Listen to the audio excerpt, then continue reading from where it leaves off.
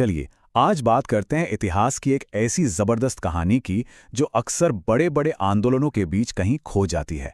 ये कहानी है 1920 के भारत की, जब एक छोटे से गांव ने एक बहुत बड़े साम्राज्य को चुनौती दे दी थी। और ये लाइनें सिर्फ कहने के लिए नहीं है, ये उस जज्बे को बयां करती हैं जिसने इस पूरे आंदोलन को खड़ा किया। ये बताती हैं कि कैसे एक छोटी सी जगह पर अन्याय के खिलाफ एक बहुत बड़ी लड़ाई की तैयारी हो रही थी।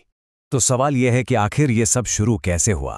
देखिए, किसी भी बड़े संघर्ष की जड़ ना अक्सर एक छोटे से लेकिन नाइंसाफी भरे कदम में छिपी होती है। आइए देखते हैं कि कंडेल के मामले में वो चिंगारी क्या थी।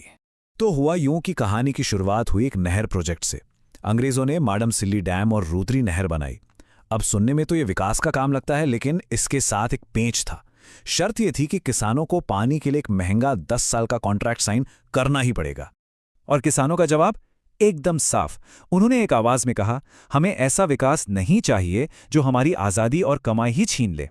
उन्होंने इस कॉन्ट्रैक्ट को सिरे से खारिज कर दिया, और ये विरोध का पहला सबसे जरूरी कदम था।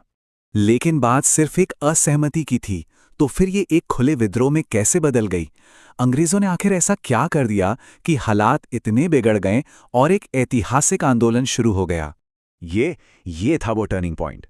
अंग्रेज सरकार ने गांव पर पूरे 4050 रुपए का भारी भरकम जुर्माना ठोक दिया, और इल्जाम क्या लगाया कि किसानों ने नहर से पानी चुराया है। सोचिए, वही पानी जिसे लेने से उन्होंने साफ साफ मना किया था। ये तो सरासर ज्यादती थी। अब इस ज्यादती के बाद गांव टूटा नहीं, बल्कि और मजबूती से एक हो गया। उन्होंने लड़ने का फैसला किया, लेकिन उनके हथियार लाठी या बंदूक नहीं, कुछ और ही थे। और उन्होंने रास्ता चुना सत्याग्रह का।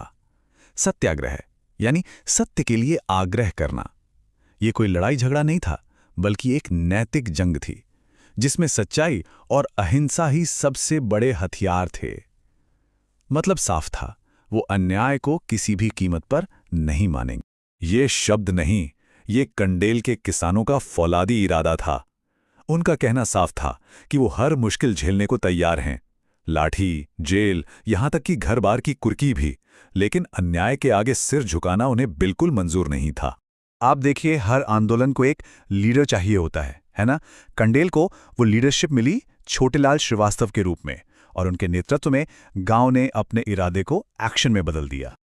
और उनका एक्शन बहुत ही सिंपल लेकिन बेहद पावरफुल।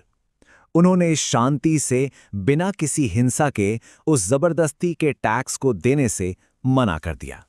अब जाहिर सी बात है, ब्रिटिश हुकूमत भला ये सब चुपचाप कैसे देखती?